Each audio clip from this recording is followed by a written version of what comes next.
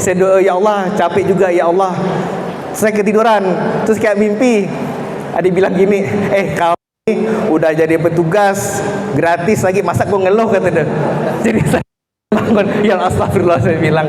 Jadi istilahnya saya ganti, maaf ya Allah, saya ganti doa saya bilang, saya tak boleh ngeluh, saya bilang.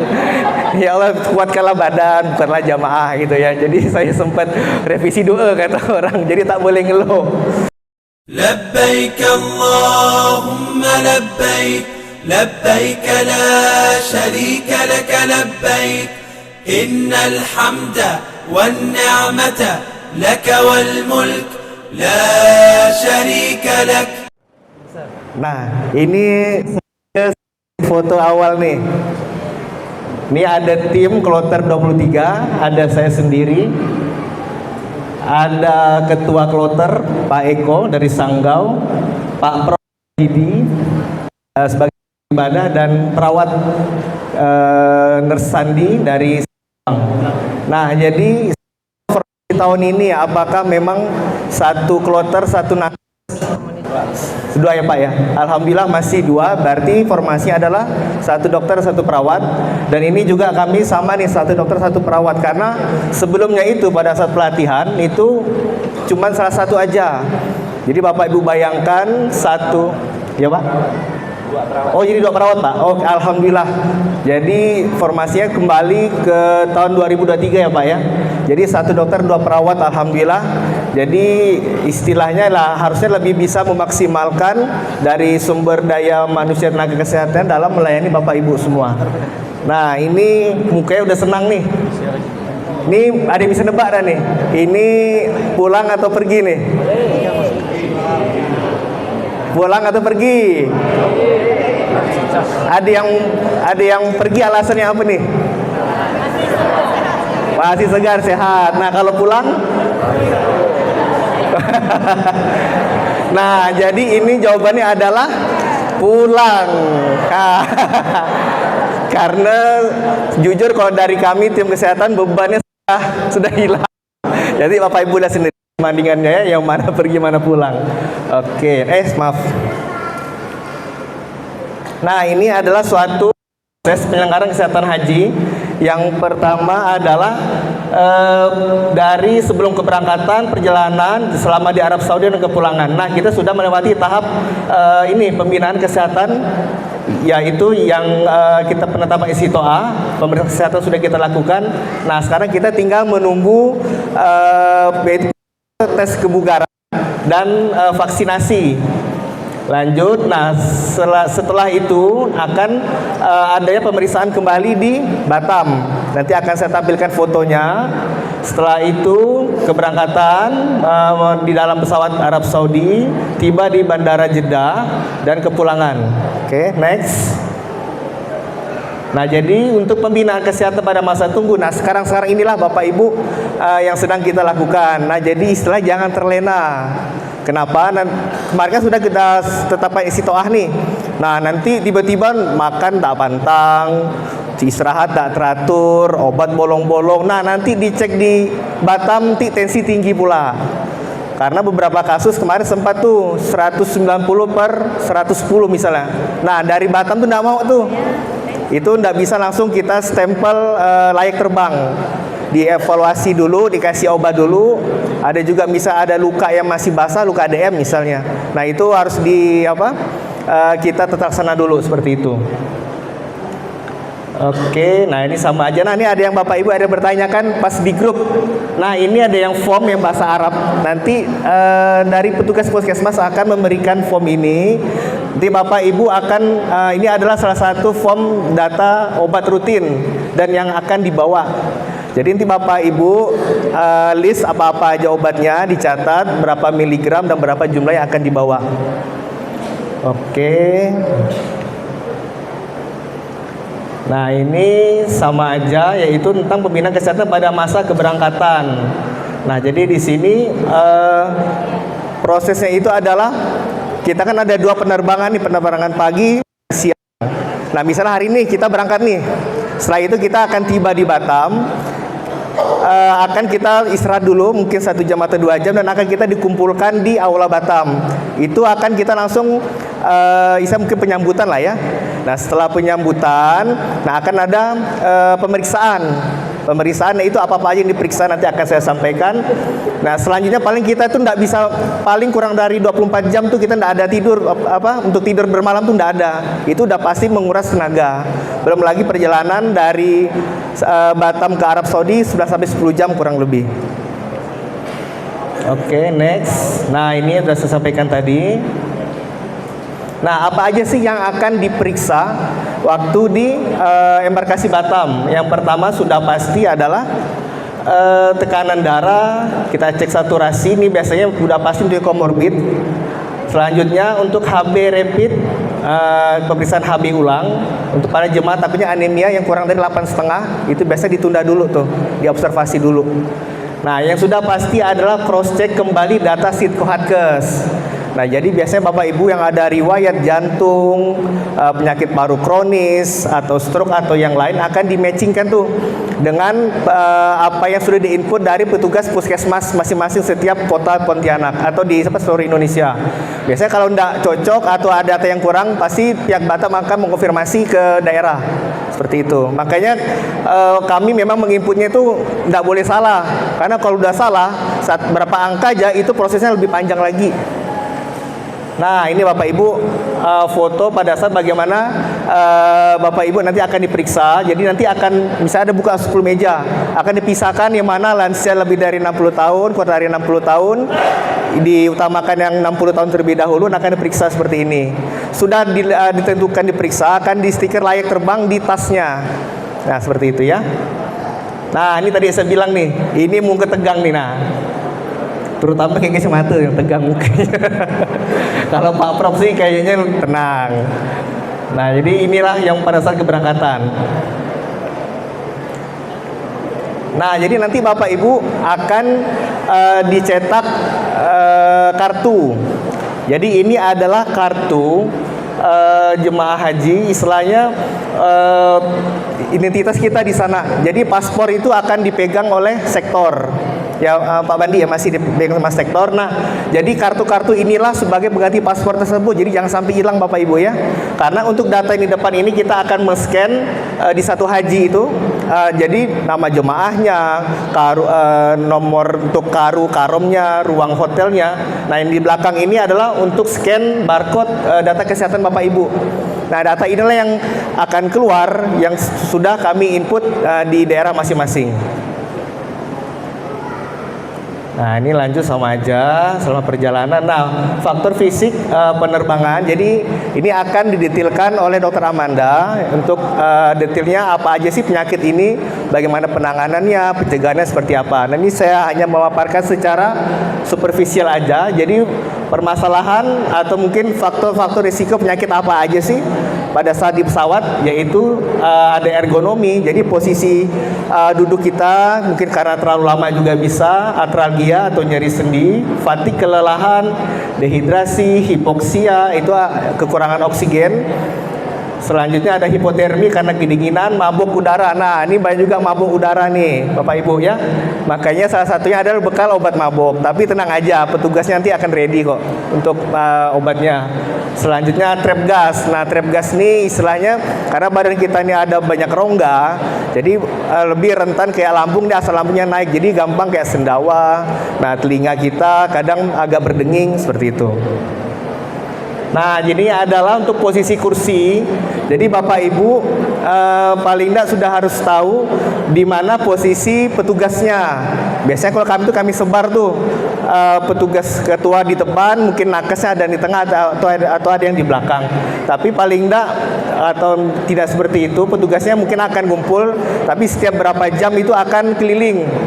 Bisa pas Bapak Ibu lagi tidur nih, nah kayak saya kemarin ngecek tuh, oh lagi tidur, oh ini lagi yang faktor risiko tinggi. Jadi Bapak Ibu yang sudah faktor risiko tinggi itu datanya sudah kami pegang, jadi akan kami menjadi perhatian khusus. Nah, ini masa apa-apa aja tadi, jet lag. Nah, jet lag ini juga karena perbedaan musim, perbedaan waktu yang lumayan jauh, karena Arab Saudi itu lebih lambat 4 jam ya dari Indonesia. Ini sudah. Nah, pada saat mendarat, jadi Bapak Ibu pada saat mendarat itu Bapak Ibu setelah turun dari pesawat itu akan langsung menuju pas di Bandara Jeddahnya. Kalau yang terakhir ini saya dapat informasi ada seperti sidak dari MOH atau Menteri Kesehatan Hajinya. Kalau sekiranya memang kelihatannya lemas akan diperiksa, dan jika memang bisa dipulangkan takutnya seperti itu. Jadi emang harus segar Bapak Ibu ya, insya Allah harus kuat, amin.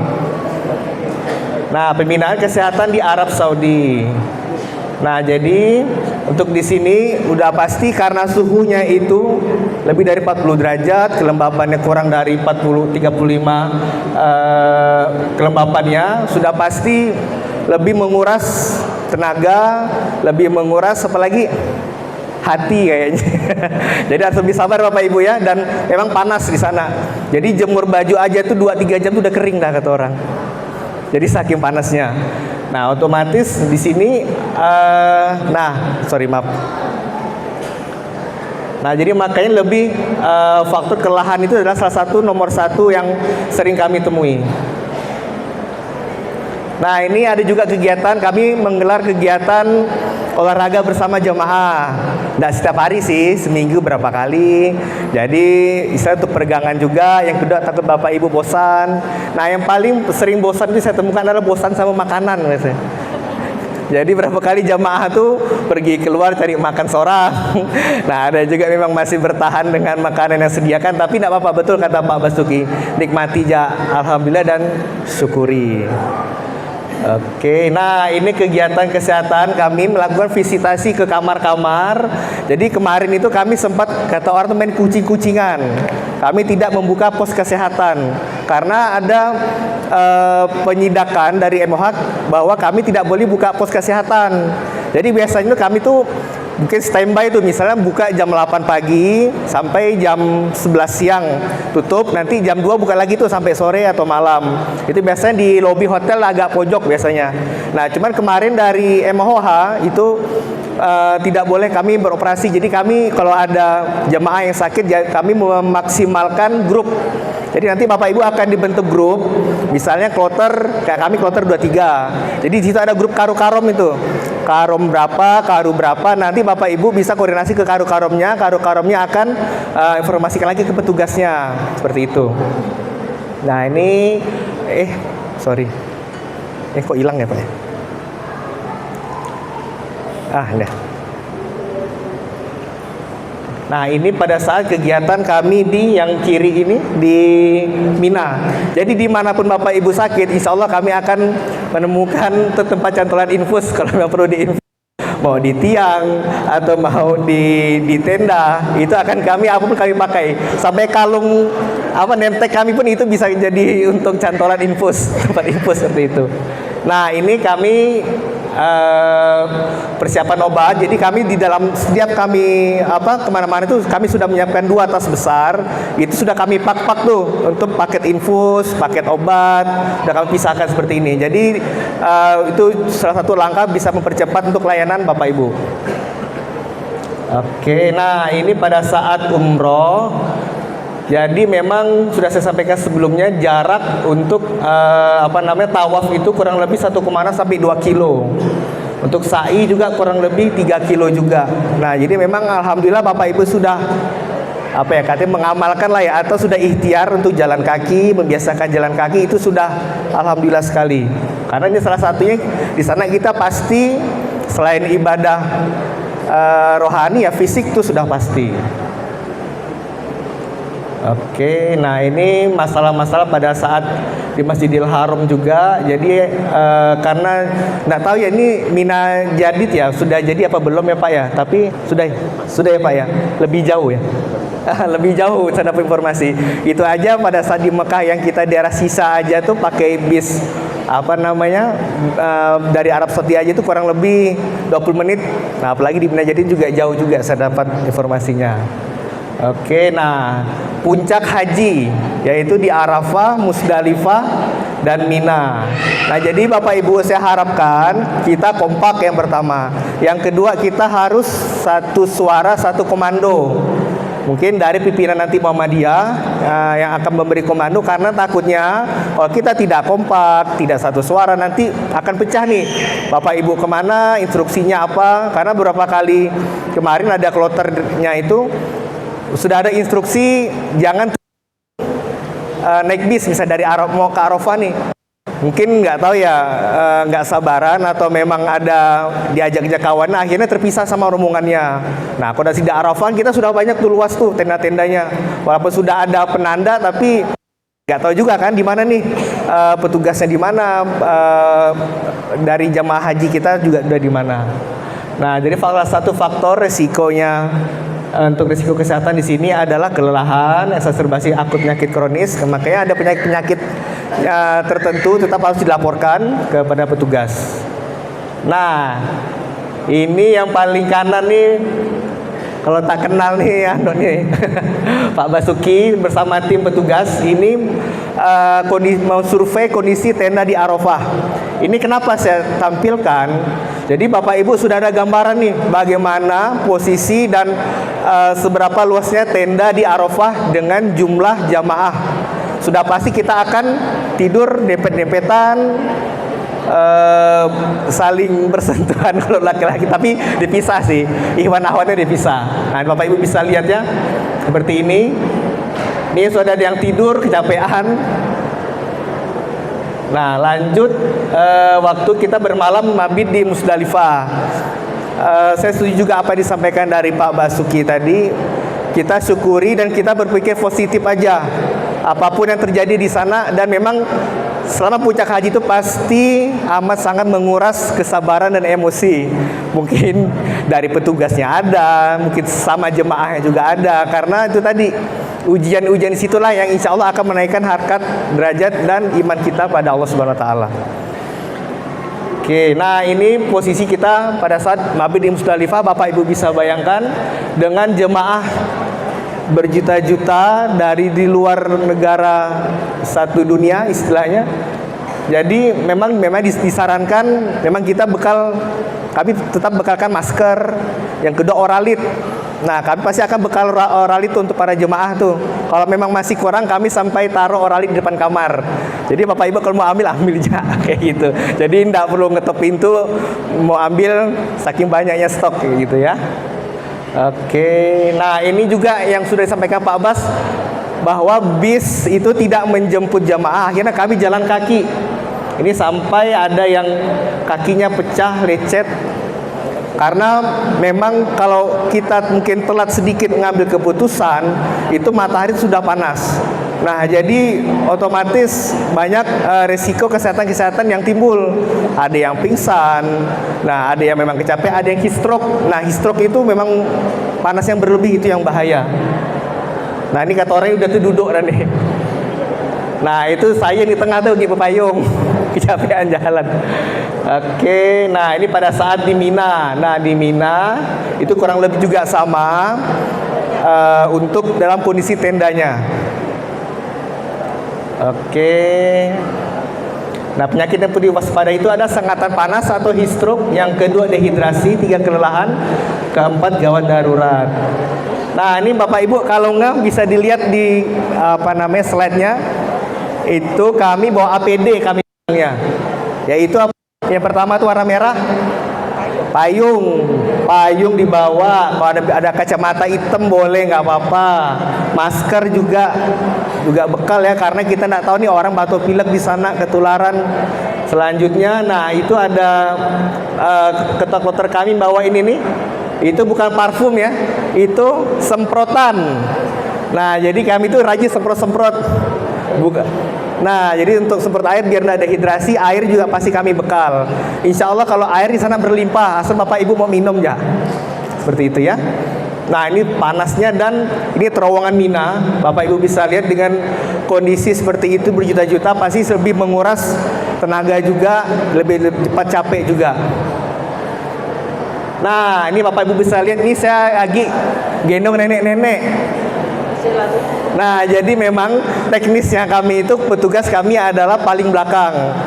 Karena kalau memang ada jemaah yang tertinggal atau yang sakit kami tahu. Karena kan karena padatnya kegiatan jemaah kan kita tidak selalu bisa berkoordinasi.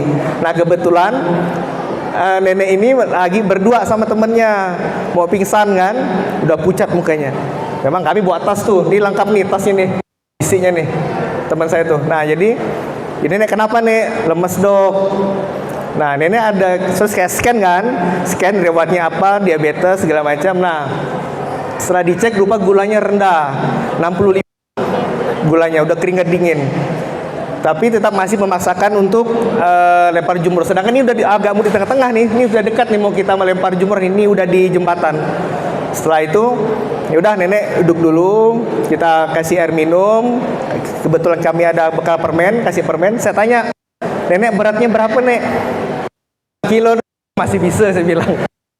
Kalau berat nenek berapa? 65. Ini saya kena gendong kan. Nah jadi bismillah saya bilang ya nenek saya gendong. Jadi insya Allah kita ikhtiar. Jadi untuk jamaah sekalian. Nah jadi kadarullah saya gendong, udah agak enakan, udah dekat lempar jumroh, nenek udah agak enakan seperti itu. Nah ini yang sebelah kiri, ini bapak yang ini heat stroke. Nah jadi kami kasih langsung es batu ini, kami siram air, takut kejang, takut penurunan kesadaran karena panasnya di Mina dan tendanya ya bapak ibu nanti bisa bayangin lah ya dengan sesempit itu. Tapi tetap tadi kita insya Allah kita ikhtiar, kita berpikir positif aja. Kenapa belum ada penambahan ini tenda? Nih. Nah ini jadi ini makanan bapak ibu ya, jadi ada jadwalnya pagi, siang, malam. Tetap akan kami data dan akan kami laporkan juga di sistem. Takutnya ada makanan yang basi atau apa. Oke, next. Nggak bisa ya pak ya kayaknya. Nah ini saya juga tendanya tadi saya bilang sudah nih sempit. Jadi saya sama kawan saya itu sampai tidur di luar. Di lorong-lorong, jadi ke hati kau lah buat kena apa yang penting kami tidur kata orang. Saking memang udah penuhnya di tenda Mina dan memang ada beberapa juga jemaah yang diobservasi, jadi harus ada agak jaraknya, space-nya seperti itu. Lanjut, nah ini untuk rujukan ke KKHI kemarin. Nah yang sebelah kiri ini saya juga deg-degan nih Bapak Ibu. Ini salah satu jemaah Sanggau karena jemaah tersebut baru dari rumah sakit dan malamnya itu kita harus pulang ke Indonesia. Itu saya was-was tuh dari pagi, dari beberapa hari sebelumnya saya bolak-balik ke King Fahd Hospital untuk memastikan jemaah tersebut bisa pulang. Nah itulah pentingnya kita menjaga kesehatan dari sekarang, ikhtiar kita dari sekarang, seperti itu. Dan kita tidak tahu pada saat di sana kondisinya seperti apa. Nah ini saya juga bersama jemaah Singkawang, saya menemankan beliau untuk kontrol ke salah satu dokter di rumah sakit juga. Nah makanya biasa jemaah nanya tuh, mana dokter ini kan tak balik-balik, pergi siang balik malam. Memang kalau untuk merujuk, kemarin kami bagi tugas itu untuk merujuk ke rumah sakit yang untuk kalau memang ada rujukan, tapi kalau enggak kami sama-sama di lapangan. Nah ini pada saat jemaah juga yang sebelah kiri ini ada sedikit retak di lengan kirinya. Padahal ini baru sampai baru selesai tawaf dan sa'i. Saya baru sampai di hotel subuh, di telepon dok nih ada jemaahnya yang retak kayaknya tuh patah. Itu prosesi baru setelah kami tiba di Arab. Oke lanjut next pak. Ini sama aja di Armusna. Jadi memang paling tidak kita ibadahnya itu ya stabil dulu, jangan terlalu genjot di awal, takutnya ngedrop pada saat puncak haji. Ya seperti itu ya. Kata Pak Bas tadi sunnah yang terukur. Betul, saya sangat setuju sekali. Next. Nah ini di Madinah juga. Kalau di Madinah sih insya Allah Bapak Ibu untuk dari sisi kesehatannya memang tidak sebanyak pada saat waktu di Mekah, karena kita sudah melewati puncak haji. Yang kedua, jarak kita ke Masjidil Nabawi juga nggak terlalu jauh. Paling antri lift Nah, Datuk Nenek biasanya kena tato naik tangga tuh pegal-pegal biasanya, lututnya pegal. Nah, paling kebanyakan penyakit terbanyak itu adalah cuman yang kayak nyeri-nyeri itu aja. Paling yang Datuk pilek ya itu ya di luar dari apa? Yang aktivitas fisik. Nah, ini itu adalah punya saya sendiri, itu saya mimisan. Jadi kata orang kita pun sama juga kan, bisa sakit juga. Kenapa saya sampaikan foto ini? Karena salah satu selain kita sering demam batuk pilek, hidungnya itu kadang berdarah atau mimisan karena tadi suhu sama kelembapannya yang kurang dan suhu yang tinggi. Nah, ini juga kalau boleh cerita, ini saya habis merujuk pasien dari jam 3:30 sore sampai jam 1:30 saya pulang. Saya lupa makan karena memang ada pasien juga yang sakit. Jadi yang sebelah kiri ini saya lagi tiduran di Masjid Nabawi. Saya doa, ya Allah, capek juga ya Allah. Saya ketiduran, terus kayak mimpi. Ada bilang gini, kau udah jadi petugas gratis lagi, masa kau ngeluh, kata dia. Jadi saya bangun, ya astagfirullah, saya bilang. Jadi istilahnya saya maaf ya Allah, saya ganti doa saya bilang, saya tak boleh ngeluh, saya bilang. Ya Allah, kuatkanlah badan, bukanlah jamaah gitu ya. Jadi saya sempat revisi doa, kata orang. Jadi tak boleh ngeluh. Nah, jadi memang Islam memang banyak cerita kalau di tanah suci. Oke, next Pak. Nah, ini sama aja persiapan kepulangan di tanah air. Jadi nanti next Pak. Next. Oke, sama aja, next. Nah, jadi nanti Bapak Ibu akan dibekalkan, ini namanya KKJH, ini kartu kuning. Nanti akan dikumpulkan setelah kepulangan dari Arab Saudi. Jadi nanti memang ada dua nih, ada kita isi datanya menggunakan by system, ada juga yang pakai manual. Nah, manual ini akan diserahkan ke petugas puskesmas masing-masing. Kalau yang by system itu untuk kami kirim ke pusat Batam. Nanti Bapak Ibu akan dikasih link pada saat di sana untuk data kesehatannya. Oke, next.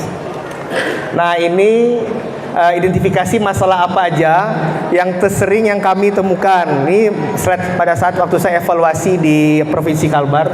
Memang terakhir itu adalah banyak obat jemaah yang tidak membawa obat rutin, tidak membawa obat lengkap, tidak membawa obat yang cukup hingga kepulangan. Khususnya obat-obat rutin kayak obat jantung, ya. Atau mungkin ada insulin yang memang tidak ada di sana takutnya. Ini wajib Bapak Ibu harus cross check kembali ya. Selanjutnya, nah kemarin karena menggunakan sistem syarikah, jadi memang salah satu permasalahannya adalah pendampingan. Jadi terpisah di mana petugasnya, di mana jemaahnya, di mana kursi rodanya pun tidak tahu gitu. Tapi saya dapat informasi ini insya Allah 2 syarikah ya Pak ya. Nah, kemarin kan sempat 8 ya apa 9, terlalu banyak, mungkin dievaluasi tahun ini jadi lebih sedikit. Nah, sisi psikologis dan fisik jamaah, karena di sini ada namanya tanah suci sindrom. Apa yang sudah dibetulkan Pak Abbas tadi, mungkin kebanyakan Bapak Ibu jamaah yaitu melakukan ibadah sunnah tapi tidak terukur. Akibatnya ngedrop dulu, tidak bisa menakar badannya sendiri, akibat udah kecapean. Ada juga memang jemaahnya, memang kami itu memang apa ya, istilahnya itu kami paksa-paksakan dan kuat-kuatkan jemaah tersebut sampai puncak haji. Nah, setelah itu ya kami mulai agak tenang, istilahnya karena memang sudah melewati proses hajinya. Nah, yang setelah itu paling ya tinggal kontrol. Nah, dan selanjutnya adalah kalau memang ada hal-hal yang harus dirujuk ke rumah sakit, bisa tidak terlalu beban. Tapi memang salah satu upayanya adalah jangan sampai tertinggal di Arab Saudi. Oke, next Pak. Ini identifikasi masalah. Nah, salah satunya juga memang kemarin sinyal juga jelek. Jadi kami dalam proses mengoptimalkan jamaah yang sakit atau apa, jadi susah kalau dari grup seperti itu. Oke, next kembali Pak. Next lagi Pak. Nah, ini untuk penyakit emergingnya ada flu, MERS, flu burung, COVID, kolera, poliomyelitis. Ini yang berhubungan dengan vaksinasi yang akan kita lakukan nanti. Yang wajib itu adalah polio, meningitis. Yang COVID ini memang masih belum dapat informasi terbaru, masih wajib atau enggak. Karena memang pas saya di Mekah itu di sektor kami sempat melakukan vaksin COVID juga bagi jamaah yang belum melakukan vaksin COVID. Oke, next. Nah, ini riwayat penyakit terbanyak untuk kerawat jalan memang itu ISPA. Hampir 75% lebih itu ISPA kebanyakan. Yang kedua hipertensi, yang terakhir itu mialgia atau yang pegel-pegel badannya. Yang untuk rawat inap terbanyak memang pneumonia, PPOK, ada juga pendarahan saluran cerna juga ada. Yang penyebab kematian ACS itu serangan jantung istilahnya. Oke, next Pak. Nah, ini mohon izin Dokter Amanda sedikit lagi Dok. Nah, ini kemarin untuk Bapak Ibu kebetulan ada yang menanya tentang vaksin. Nah, jadi memang ini dari saya insya Allah akan memfasilitasi Bapak Ibu untuk dilakukan vaksin influenza. Kalau dari saya itu memang yang 4 strain yang paling lengkap. Jadi memang di luar ada 3 strain, ada 4 strain. Nah, yang punya saya ini 4 strain yang paling lengkap untuk jenis virusnya, dan ini memang tidak wajib Bapak Ibu. Ini adalah salah satu vaksin tambahan dan salah satu ikhtiar kita karena memang berkolerasi dengan keluhan di sana kan sering batuk pilek dan mencegah penularan influenza flu. Nah, jadi nanti yang sudah terdata di saya itu udah sekitar 70 jemaah. Nah, nanti akan saya share kembali, akan Bapak Ibu cross check kembali apakah bisa berkenan, silakan di list Japri saya. Saya tunggu sampai malam ini, kalau tidak ada akan saya close karena untuk saya koordinasi dengan pihak PBF-nya, takutnya masalah stok. Takutnya saya buka-buka sebanyaknya, tapi ada yang tidak dapat kebagian kan. Nah, seperti itu. Nah, untuk harganya insya Allah itu 385.000 karena udah saya survei juga di luar itu ada lab, klinik lab itu kayak rumah sakit aja sekitar ada yang 500. Kimia Farma itu sekitar 440 ya. Nah, itu karena agak murah ambil di PBF itu 385 itu udah semua. Nah, tapi balik lagi ini bukan vaksin wajib, ini ada vaksin tambahan, ini adalah salah satu ikhtiar kita aja. Jika Bapak Ibu berkenan silakan japri aja. Oke, next. Oke, sebaik-baik manusia adalah yang paling bermanfaat bagi manusia lainnya.